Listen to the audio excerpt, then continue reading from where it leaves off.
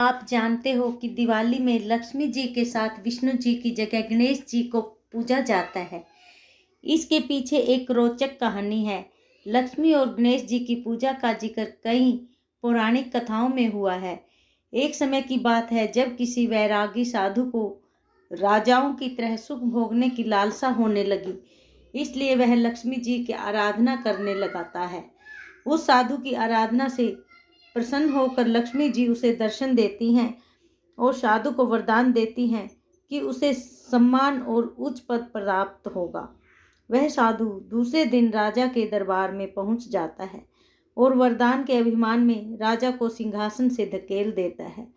साधु का राजा के साथ ऐसा व्यवहार देखकर उनके सिपाही साधु को पकड़ने के लिए उसकी तरफ दौड़ते हैं, लेकिन तभी राजा के मुकुट से एक काला नाग निकल आता है। यह देखकर सभी चौंक जाते हैं और सभी उस साधु को ज्ञानी संत और चमत्कारी समझने लगते हैं। वहाँ दरबार में मौजूद सभी उस साधु की जय जयकार करने लगते हैं।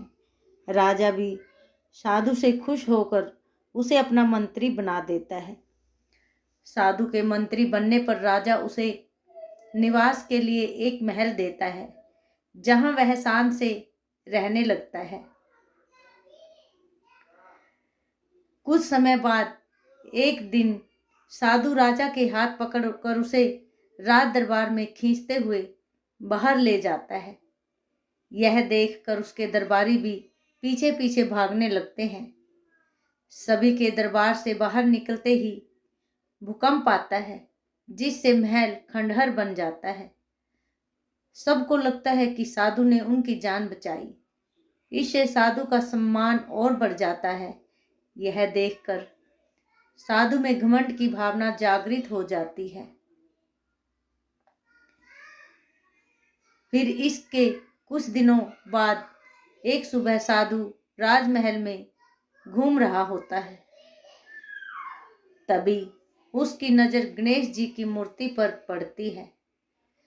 साधु को वह प्रतिमा अच्छी नहीं लगती, तो वह उसे हटवा देता है। इससे गणेश जी साधु से रुष्ट हो जाते हैं और उसकी बुद्धि भ्रष्ट कर देते हैं। इस कारण वह हर काम उल्टा पुल्टा करने लगता है। इससे राजा साधु से क्रोधित होकर उसे कैदखाने में डलवा देता है।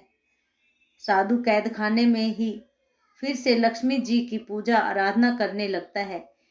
कुछ समय बाद लक्ष्मी जी साधु को दर्शन देती है और कहती है कि तुमने गणेश जी को रुष्ट किया है, इसलिए तुम्हें गणेश जी की पूजा कर उन्हें प्रसन्न करना होगा। लक्ष्मी जी की बात सुनकर साधु गणेश जी की आराधना करने लगता है।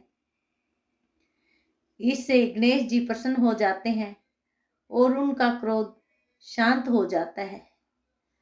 वह राजा के सपने में आकर साधु को फिर से मंत्री बनाने के लिए कहते हैं।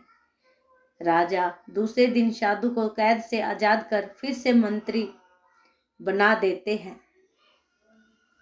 इस घटना के बाद लक्ष्मी और गणेश जी एक साथ पूजे जाने की परंपरा चल पड़ी। लक्ष्मी जी धन की देवी हैं, तो गणेश जी को बुद्धि को संयम में रखने वाला माना गया है।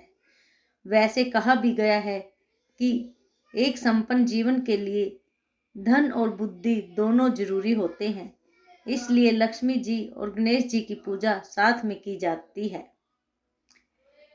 हरि ओम।